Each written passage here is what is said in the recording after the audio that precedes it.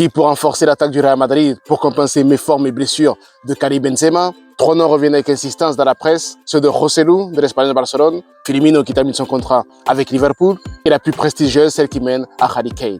Mais avant tout, n'oublie pas de t'abonner, c'est totalement gratuit. Tu as les détails en commentaire. N'oublie pas de participer à notre grand jeu pour gagner le maillot de ton équipe de Liga favorite. On va commencer par la piste qui paraît le moins bling-bling, celle qui mène à Joselu, l'attaquant de l'Espagnol Barcelone, qui est malheureusement pour lui déjà relégué après ce match nul dans les toutes dernières secondes face au FC Valence. C'est un joueur très aguerri qui a déjà connu le Real Madrid, précisément le Castilla il y a une dizaine d'années, même si José Mourinho l'avait fait apparaître quelquefois avec l'équipe première. C'est un joueur qui fait ses statistiques, que ce soit avec le Deportivo Alaves ou cette année avec l'Espagnol Barcelone. C'est vraiment un attaquant aguerri à la Liga qui connaît bien ce championnat et qui pourrait être un bon compromis avec les nombreuses méformes de Karim Benzema et peut-être faire en sorte que Karim se concentre sur certains types de matchs et de faire jouer Joselu un peu plus souvent.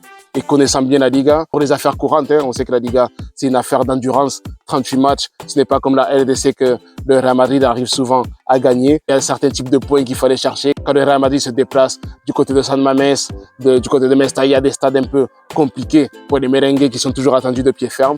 Il a un profil un peu plus buteur de race, ce qui peut manquer parfois au Real Madrid. C'est un attaquant qui pourrait faire l'affaire en cas de défection de Karim Benzema.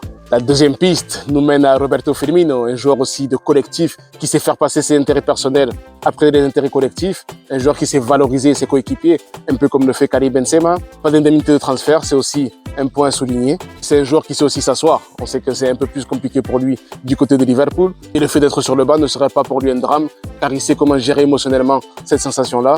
Et si on lui fait comprendre dans quelle idée il arrive au Real Madrid, ça serait peut-être aussi une bonne solution, car même dans le jeu, sans le mettre aussi haut au niveau des caractéristiques, il est plus similaire à Karim Benzema que peut l'être Joselu par exemple, mais aussi en dehors du terrain, avec la complicité qu'il pourrait avoir avec ses deux compères d'attaque que seraient Rodrigo et Vinicius. La dernière piste nous mène à Harry Kane, un joueur dans un registre plus tueur que Karim Benzema, mais qui sait aussi valoriser le collectif, comme lui-même sait le faire. C'est un transfert que j'ai du mal à voir dans la configuration actuelle, avec des ailiers qui sont en train de grandir et de prendre leur place dans l'équipe. Vinicius, pour sa part, a déjà bien fait son trou. Rodrigo est en train d'arriver, il a très bien compensé l'absence de Karim Benzema samedi du côté de Séville. Prenant le fait que Rodrigo soit acquis, qu'il soit sur le côté droit, dans l'axe, il ne resterait donc qu'une place entre Karim Benzema et Harry Kane. Et Karim Benzema, il ne semble pas que, hormis ses forfaits, on lui ait fait comprendre qu'il aurait moins de temps de jeu et qu'il serait mis sur le côté petit à petit la saison prochaine. Donc, ça ferait quand même deux gros monstres qui devraient se partager ce temps de jeu-là. Je trouverais ça dommage pour Harry Kane, qui est un genre d'attaquant qui mérite un rôle important dans une équipe. Je trouve un peu tôt dans sa carrière pour qu'il puisse devenir une sorte de doublure, parce qu'on sait que Karim Benzema a encore une ou deux saisons dans les jambes. Ce serait un peu du temps perdu dans la carrière de Kane, qui a aussi dépassé les 30 ans, de venir faire un peu la doublure du côté du Real Madrid, sachant que ça bloquerait aussi peut-être un nouveau cycle comme Mbappé, même s'il y a l'histoire du pivot gang et qui serait peut-être content de jouer sur le côté droit. Et ça remettrait Rodrigo un peu dans une rôle de compensation, que ce soit à droite ou au centre. Ça lui irait peut-être mieux, même s'il va à chaque fois demander un peu plus de temps de jeu. Il y a aussi potentiellement l'arrivée de Haaland du côté du Real Madrid, avec la fameuse clause qui aurait été signée pour qu'il puisse venir à un prix abordable entre 2024 et 2025.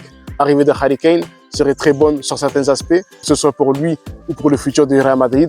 Je trouve que ça serait un peu compliqué à gérer pour faire la transition vers le futur, parce que Madrid, souvent, va chercher des joueurs comme Vinicius, ou quand on les prend dès le plus jeune âge, c'est pour faire derrière une longue carrière du côté du Real Madrid, comme l'a fait aussi Karim Benzema ou Cristiano Ronaldo, qui sont arrivés tôt pour rester sur du long terme du côté de Madrid. Merci beaucoup d'avoir vu cette vidéo. On se revoit très bientôt pour un prochain débrief. Abonne-toi et like la vidéo. Ciao.